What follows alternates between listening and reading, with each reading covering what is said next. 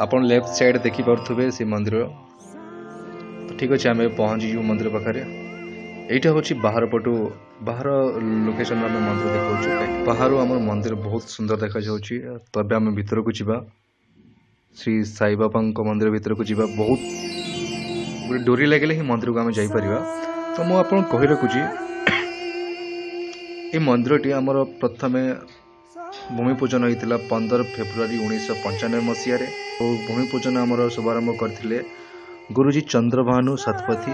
मंदिर प्रतिष्ठा दिवस हूँ 22 अप्रैल 1997 मसीहा। आउ प्रतिष्ठा मध्य गुरुजी चंद्रभानु शतपथी ही करते।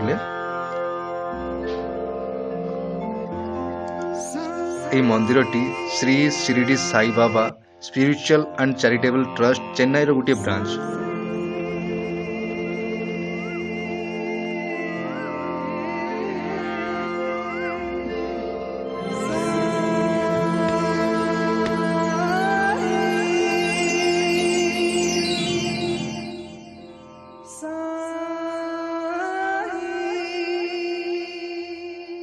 एबे चलतु जी आम द्वारिका माई। द्वारिका माई रे आमर ध्वनि दिन राति 24 घंटा ध्वनि चलता है जोड़े बाबा विभूति नि जाए। तो ये द्वारिका माई आमर 20 जुलाई 1997 मसीह ही आरंभ होता।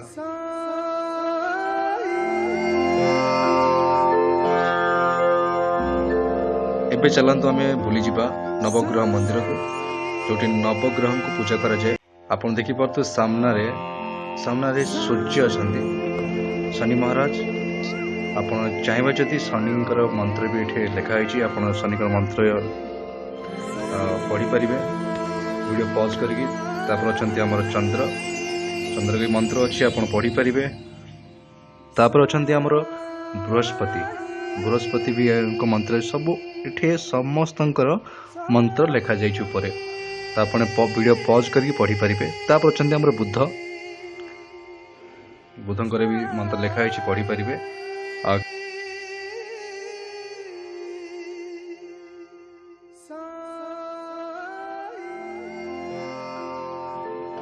शुक्रंकर मंत्र लिखाई आप पढ़ी पारे वीडियो पॉज करके। तापर अच्छा आमर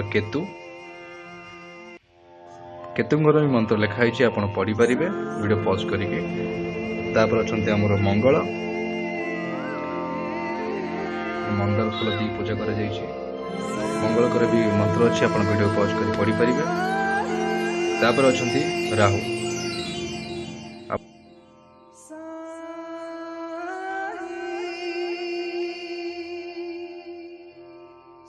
जदि आप भुवनेश्वर रोचंती आ बाबा दर्शन करने चाहते कि भुवनेश्वर आसचंती आ बाबा दर्शन करने चाहते तो मुझे आपको रिक्वेस्ट करी तो शिरडी साईधाम टंकपाणी रोड निहाती आसतु आ थे बुलिकी जातु देखिए निहाती भल लगे। तो मुझे आपको एवं बाबा पालिंकी पाखक नहीं जी देखु ये बाबा पालिंकी थुआई जोटा कि आमर प्रति दशहरा बाहर बाबा को भ्रमण करा जाए।